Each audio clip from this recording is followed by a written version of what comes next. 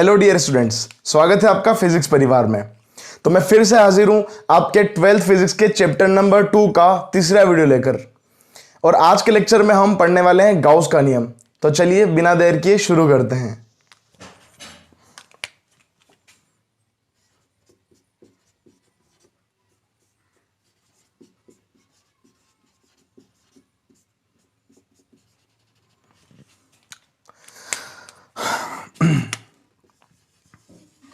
तो पहले इसका स्टेटमेंट लिख लेते हैं गाउस के नियम का।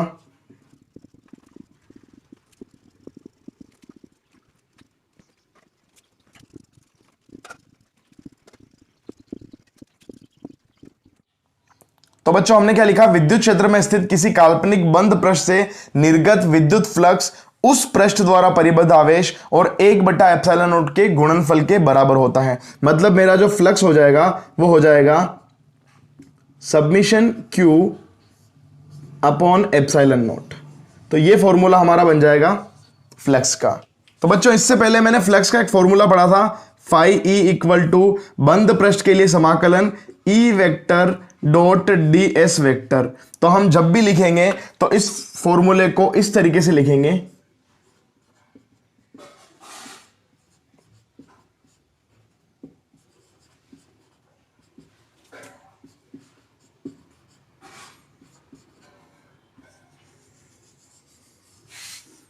इस तरीके से विस्तृत रूप में लिखेंगे। ठीक है बच्चों। तो बच्चों ये तो बात हो गई निर्वात की। अगर मान लो मेरे पास जो पृष्ठ हो किसी परावैद्युत माध्यम में रखा हो,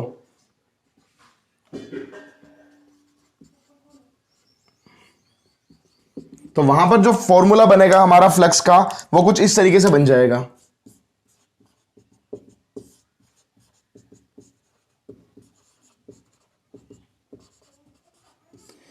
एप्सिलॉन नॉट की जगह सिर्फ एप्सिलॉन होगा।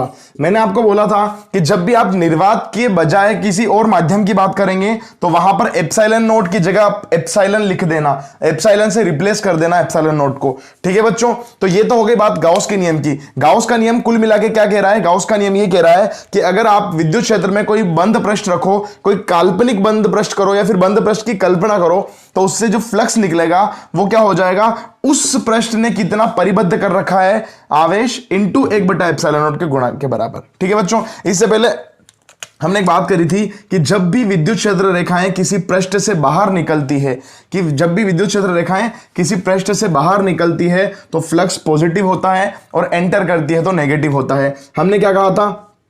हमने ये कहा था कि अगर मान लो कोई बंद पृष्ठ है, उसमें मैंने Q आवेश रखा है, प्लस Q रखा है, तो प्लस Q से बल रेखा यहां क्या होगी, हमेशा बाहर की तरफ निकलेगी।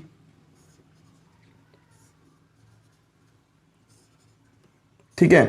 तो इस बंद पृष्ठ से सारी की सारी बल रेखाएं बाहर निकल रही है, तो इसकी वजह से जो फ्लक्स हो जाएगा वो पॉजिटिव हो जाएगा। अगर मैं बंद पृष्ठ के अंदर कोई नेगेटिव आवेश रख देता हूं, कोई -Q रख देता हूं, तो आपको पता है -Q की वजह से जो बल रेखाएं होती है वो त्रिज्यता अंदर की ओर होती है। तो सारी की सारी बल रेखाएं क्या करेगी, एंटर करेगी, प्रवेश करेगी। और जब प्रवेश करती है बल रेखाएं तो जो हमारा फ्लक्स होता है वो क्या होता है, नेगेटिव। ठीक है बच्चों। अब अगर मान लो मैं क्या करूं, इसके अंदर कोई आवेश ही ना रखूं,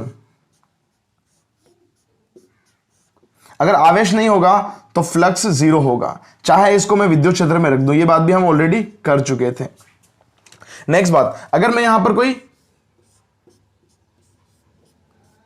द्विध्रुव रख देता हूं, द्विध्रुव मतलब एक -Q प्लस Q, ठीक है ना, -Q प्लस Q, तो यहां से जो Q नेट निकलेगा वो क्या हो जाएगा, देखो जितनी बल रेखाएं एंटर करेगी उतनी ही बाहर निकलेगी, तो यहां पर फ्लक्स क्या हो जाएगा, 0।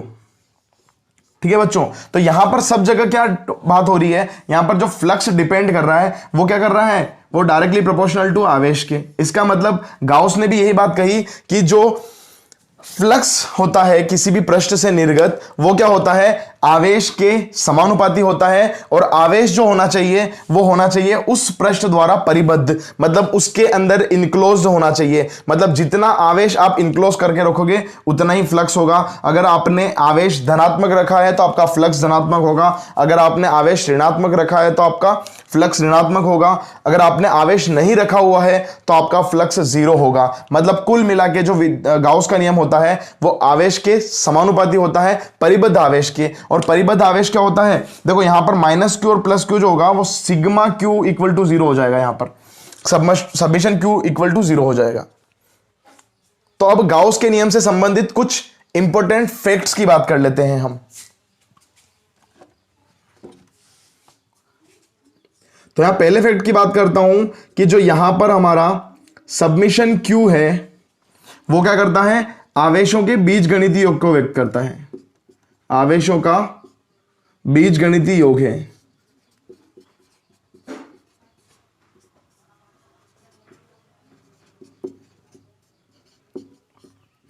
आवेशों का क्या है, बीजगणितीय योग। मतलब आपको आवेश जो देखना है परिबद्ध आवेश, उसको क्या करना है, एल्जेब्रिक सम करके देखना है। दूसरी बात, जो कुल विद्युत फ्लक्स होगा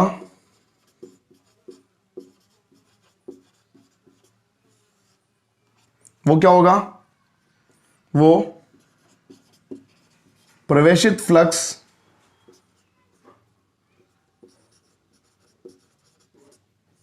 यानी कि नेगेटिव वाला फ्लक्स तथा निर्गत फ्लक्स यानी कि पॉजिटिव वाला का बीजगणितीय योग होता है। देखो फ्लक्स क्या है, एक अदिश राशि है, तो हम क्या करेंगे, उसका बीजगणितीय योग करेंगे। मतलब आप क्या करोगे, अगर टोटल फ्लक्स निकालना है तो आप क्या करोगे, जितना पॉजिटिव और जितना नेगेटिव उनको बीजगणितीय योग कर दोगे उनके साइन के साथ।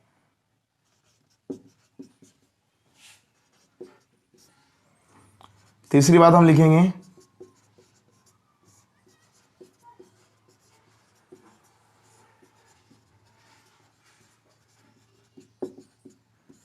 गाउस के नियम के अनुप्रयोग के लिए चयनित पृष्ठ गाउसियन पृष्ठ कहलाता है।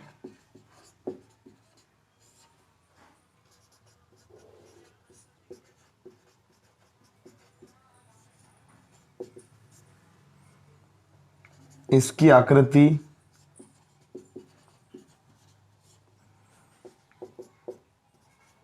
गोलाकार, बेलनाकार, घनाकार या कोई भी आकृति हो सकती है।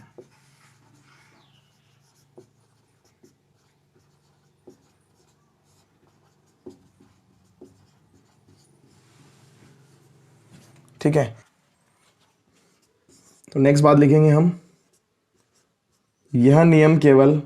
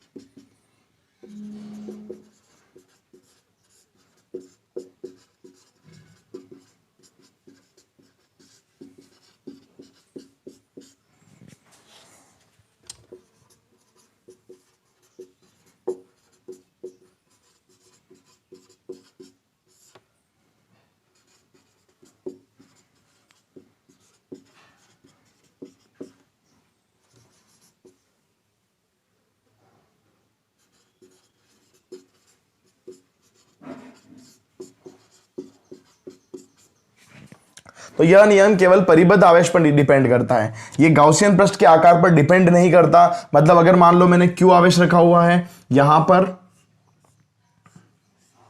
और यहां पर, तो इससे भी फ्लक्स कितना निकलेगा, क्यू अपॉन एप्सिलॉन नॉट ही निकलेगा, और इससे भी क्यू अपॉन एप्सिलॉन नॉट ही निकलेगा।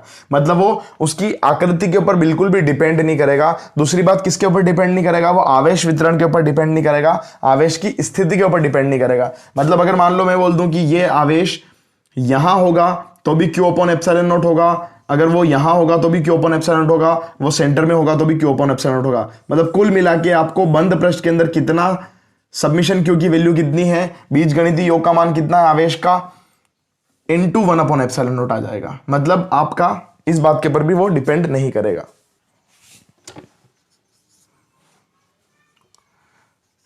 यदि किसी पृष्ठ से परिबद्ध आवेश शून्य हो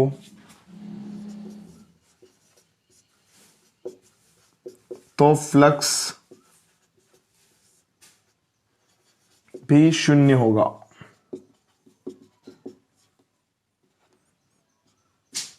ठीक है, चाहे आप इसको किसी इलेक्ट्रिक फील्ड में भी रख दोगे। मतलब अगर मान लो मेरा एक पृष्ठ है, उसके अंदर आवेश है ही नहीं और उसको इलेक्ट्रिक फील्ड में रख दिया, ठीक है ना, तो जितनी बल रेखाएं एंटर होगी उतनी ही बल रेखाएं निकल जाएगी। मतलब फ्लक्स जितना नेगेटिव होगा उतना ही पॉजिटिव हो जाएगा। मतलब फ्लक्स टोटल जो हो जाएगा वो जीरो हो जाएगा। आपने इलेक्ट्रिक फील्ड में रखा तो भी आपका फ्लक्स क्या हो जाएगा? जीरो। दूसरी बात यह है कि अगर मान लो आपने आवेश रखा है लेकिन उसका सबमिशन जीरो हो रहा है, मतलब आपने एक द्विध्रुव रख दिया, माइनस क्यू और प्लस क्यू रख दिया, एक द्विध्रुव रख दोगे तो उस केस में भी आपका फ्लक्स क्या हो जाएगा? जीरो हो जाएगा। ठीक है ना। तो कुल मिला के बात यह है कि वो परिबद्ध आवेश के ऊपर डिपेंड करता है। अगर परिबद्ध आवेश जीरो होगा तो फ्लक्स भी जीरो होगा, चाहे आप उसको विद्युत क्षेत्र में क्यों ना रख दो। ठीक है, तो नेक्स्ट बात लिख देते हैं हम, यह केवल उन सदिश क्षेत्रों के लिए मान्य है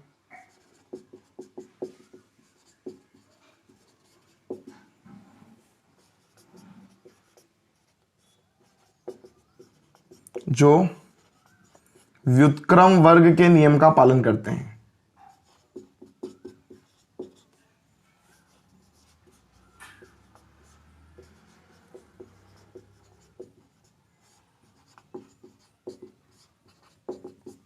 ठीक है, तो यह केवल उन सदिश क्षेत्रों के लिए मान्य है जो व्युत्क्रम वर्ग के नियम का पालन करते हैं। व्युत्क्रम वर्ग का मतलब होता है ये वाला कि वो समानुपाती होते हैं दूरी के वर्ग के। वो सदिश क्षेत्र जो दूरी के वर्ग के व्युत्क्रमानुपाती हैं उन्हें हम कहते हैं व्युत्क्रम वर्ग के नियम का पालन करने वाले क्षेत्र। ठीक है बच्चों, तो ये विद्युत क्षेत्र हो गया, चुंबकीय क्षेत्र हो गया, इनके लिए ये गाउस का नियम क्या होता है? मान्य होता है।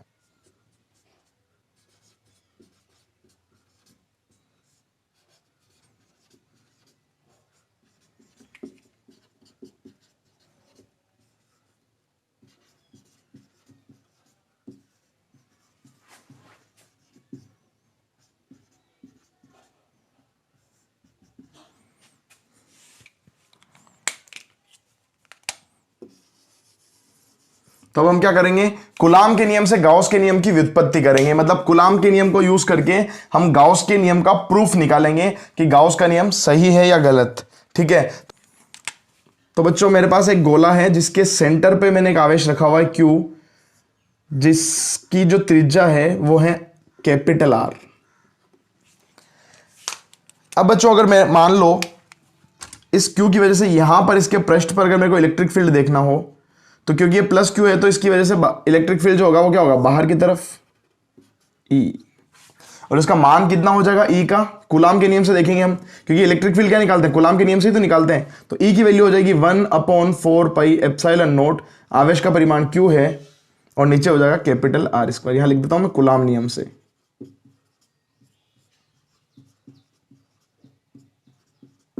ठीक है बच्चों, तो कूलाम नियम से हमने इलेक्ट्रिक फील्ड की वैल्यू निकाल ली। इसको इक्वेशन नंबर 1 देके छोड़ देते हैं अभी। फिर दूसरी बात, इस पॉइंट पे अगर मान लो मैं क्या करूं कि एरिया एलिमेंट ले लूं, ठीक है ना, तो उसका जो एरिया वेक्टर क्या होगा? वो इसी डायरेक्शन में होगा, परपेंडिकुलर होगा, तो मैंने बोल दिया ds वेक्टर। ठीक है बच्चों, अब हम फ्लक्स निकालेंगे इसका। तो फ्लक्स निकालने का फॉर्मूला मेरे पास क्या था? Phi E equal to E vector dot ds vector. इस तरीके से मैं क्या बोल दूंगा? ये मेरा फॉर्मूला हो जाएगा। तो यहां पर हमारा फ्लक्स कितना होगा? देखो मैं क्या करता हूं, E की वैल्यू रख देता हूं। पहले हम क्या कर देंगे? E vector dot ds vector का मतलब क्या होता है? E ds cos theta. तो मैं इसको खोल के लिख देता हूं, तो ये हो जाएगा E ds cos। देखो E और ds में एंगल कितना है? मैं यहां पर एंगल देखूंगा तो वो क्या है? 0 डिग्री। दोनों एक ही डायरेक्शन में, कोई एंगल नहीं है, तो cos 0 हो जाएगा। तो फाई E इक्वल टू कितना हो जाएगा?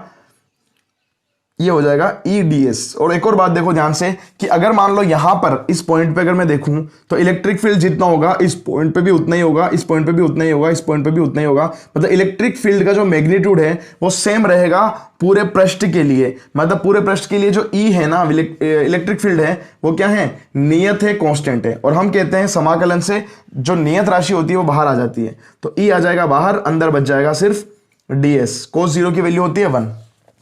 अब मैं क्या करूंगा,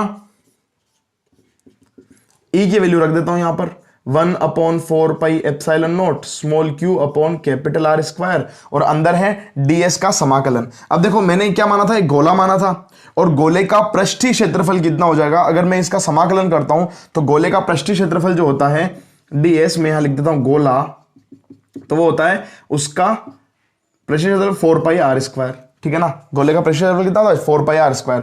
तो मैं यहां DS की जगह पे वैल्यू क्या रख दूंगा 4πr स्क्वायर। जो कट रहा है उसको काट दीजिए, 4π से 4π कैंसिल हो जाएगा, R स्क्वायर से R स्क्वायर कैंसिल हो जाएगा। तो फाई E जो होगा हमारा वो क्या हो जाएगा Q अपॉन एप्सिलॉन नॉट बच जाएगा।